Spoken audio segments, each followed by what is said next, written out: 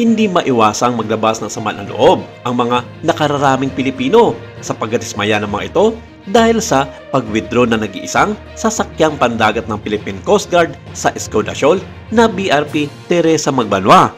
Marami ang nanghihinayang sa mga naging desisyon na ito ng mga ahensya ng gobyerno na may saklaw sa nasabing atol na inaagaw naman ng China, lalong-lalo na ang pamunuan ng National Task Force on the West Philippine Sea at ng Philippine Coast Guard sa kabila ng mga ipinapangako nito na kontrolado pa rin nila ang buong Sikan Tomas Shoal sa kabila ng wala ng natitirang presensya kahit na nag-iisang barko ng Pilipinas. Hati ang mga naging sentimento ng taong bayan kung ikukumpara naman sa mga nasasabi ng mga opisyal ng Philippine Coast Guard na ayon sa kanila tama lang na i-pull out ang nasabing sasakyang pandagat sa gitna ng Escoda Shoal dahil kung tutuusin ang misyon nito noong Abril ay magpatrolya lamang sa bisinidad ng Sikan Tomas Shoal at hindi ito manatili doon ng mahabang panahon.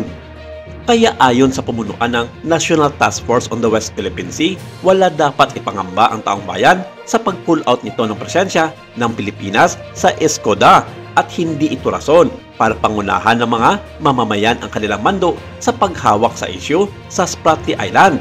Pero talagang hindi mapigilan ng mga Pilipino ang bugso ng damdamin dahil ayon sa mga ito, nagpapalusot lamang ang gobyerno sa mga ginagawang kapalpakan nito sa paghawak sa Escoda Shoal at dapat raw tanggapin na ng pamunuan ng Sandatahan Lakas ng Pilipinas na hindi na nila ito kontrolado ang nasabing atol na matatagpuan 139 na kilometrong layo mula sa pinakamalapit na bampang ng Palawan. Maging ang pamunuan ng Malacanang sa ilalim ni Presidente Marcos Jr. ay kinakatok ito ng sambayanang Pilipino dahil naging marupok ang mga ito sa pakikiharap sa pwersa ng China. Gayong hindi naman malayo ang kakayanan ng Pilipinas na pigilan ang mga pangaharas na ginagawa ng mga Chino sa tropa ng Philippine Coast Guard sa West Philippine Sea.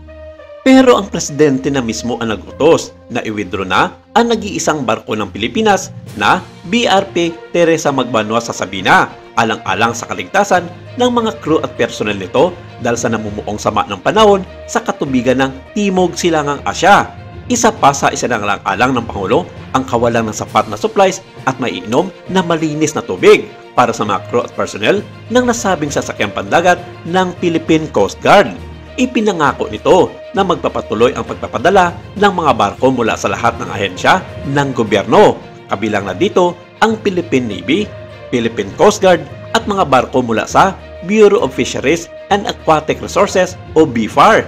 At balita pa nga na nasa Sikan Tomas Shoal na ang mga sasakyang pandagat ng pinagsanib pwersa ng pamahalaan na ipinalit sa BRP Teresa Magbanwa. Ito'y ayon sa tagapagsalita ng Philippine Coast Guard na si Rear Admiral Armand Balillo.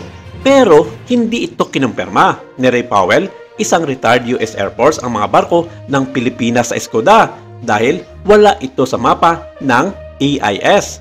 Sa nalalapit na cabinet meeting sa Malacanang sa susunod na linggo, magkakaroon ng malalimang pag-uusapan ang lahat ng mga opisyalis ng gobyerno na sangkot sa paghawak ng mga issue sa West Philippine Sea.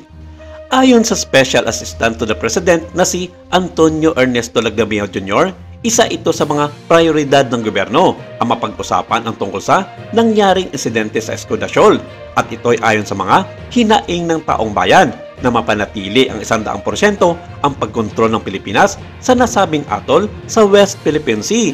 Dagdag pa ni Lagdameo, isasabay nila dito ang pagdalaga sa ibang mga opisyalis ng Armed Forces of the Philippines na mga ngasiwa sa pagbabantay sa ating mga teritoryo sa South China Sea.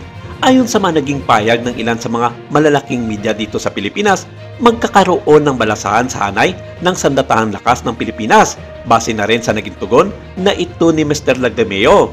Hindi pa kumpirmado ito pero inaabangan nila ang mangyaring press briefing ng Pangulo sa darating na Miyerkules, September 25 para beripikahin ang mga naging payag ni Lagdameo.